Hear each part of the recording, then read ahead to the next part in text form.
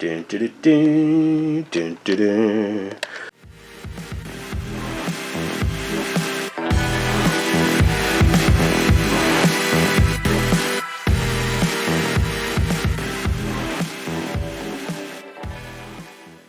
Yeah, Indiana Jones and the Temple of Doom came out in 1984. A great year for movies, and this is probably one of the greatest movies that came out in 1984, in my opinion. This one being a sequel to, of course, Raiders of the Lost Ark, directed by Steven Spielberg, written by George Lucas. This one wins 1984 for me. This is actually one of my favorite movies ever made. When it comes to Indiana Jones, though, I know a lot of people don't like this one, or they like it less than the others. I wholeheartedly disagree. This is the wackiest one. It's the most action-packed one. It's got the weirdest stuff in it. You know, it's exciting and funny. It's exactly what an Indiana Jones movie should be, and just about everything, to me, in this movie is perfect. There's a lot of reasons why I would call this my favorite of the trilogy. Mainly because it seems like just a slice of life for Indiana Jones. It's goofy. Nobody's meant to take this seriously at all. This is just a pure fun movie. The acting in here is very cheesy in the Spielbergian kind of way. The music is perfect as well. John Williams' score, the iconic, Indiana Jones theme. Dun, dun, dun, dun, dun, dun, dun, dun, dun. Gotta cut it off there because, copyright. I don't want to get sued by Disney. Visual effects in here are really good, I think. I think they still hold up. There's a few little, optical effects, like, say, Molaram falling off the cliff at the end that looks a little fake, but, dude, this was almost 40 years ago.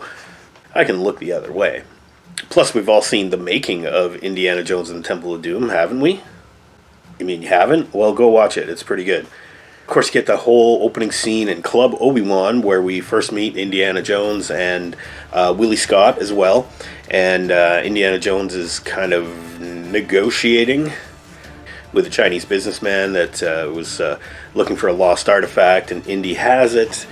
But the guy double crosses him and ends up poisoning him, and then they have to find the antidote, and it's like a hostage situation at some point, and then it's like just a straight out crazy action movie. And there's dancers, a giant gong, a guy gets stabbed with a kebab. Great fun all around in that first scene.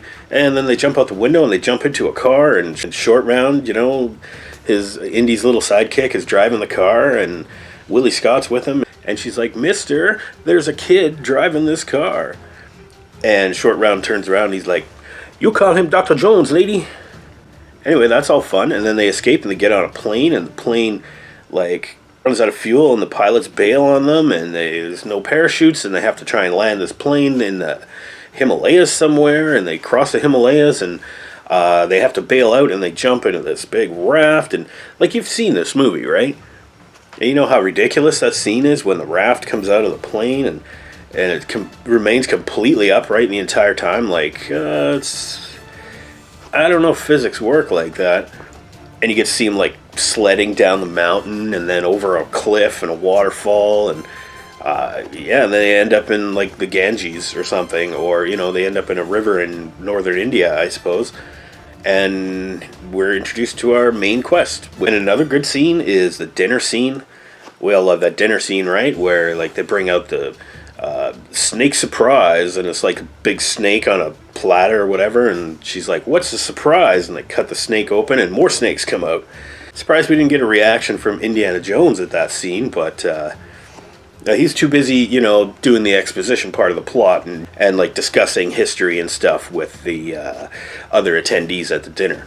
Willie Scott and Short Round are just watching in horror as all these weird things come to the table that they're supposed to eat, the big giant cockroaches or whatever, and then the chilled monkey brains, and the eyeball soup. Hey, it's all good fun, right? The movie does slow down a little bit at that point, but it's still so goofy and interesting that you don't notice, and the scenes just go by so fast. Right after dinner, there's a goofy eye roll of a romantic attempted romantic scene between Willie Scott and Indiana Jones.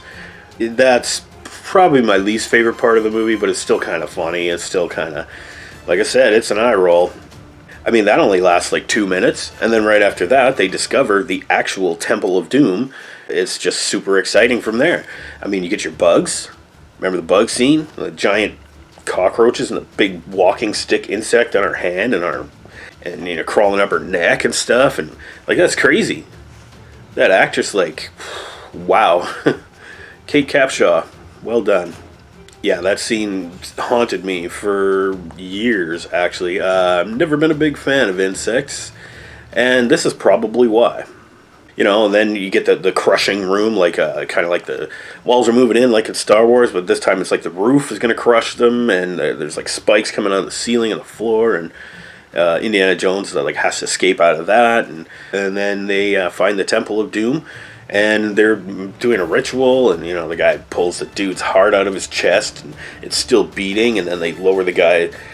The guy's still alive for some reason, and they lower him into this pit, and pit of lava, and they burn him, and then his heart burns, and it's like still beating, but it's like burning in the guy's hand, and that's our main villain, Mola Ram, doing the heart rending, I don't know, heart crushing, heart burning.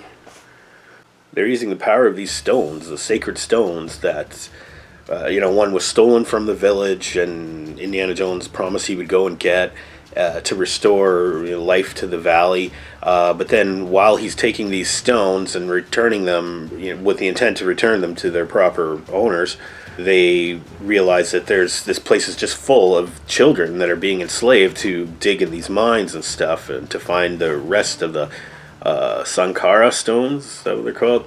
I mean, I've seen this movie like 40 times, and why can't I remember that? Of course, Harrison Ford as Indiana Jones, and apparently nobody else can play Indiana Jones.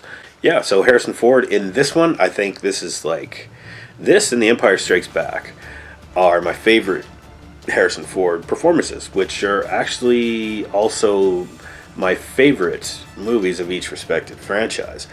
But he does a really good job here. There's a reason why this guy is the top actor for, the 80s, really. Played two of the most iconic characters there ever were on the big screen. Yeah, and then as Willie Scott, the female lead in this, she's played by Kate Capshaw, who I believe is actually Steven Spielberg's wife. She wasn't at the time this movie was made, but I think a few years later, they got married, and I believe they've been married since, like 1990 or something like that.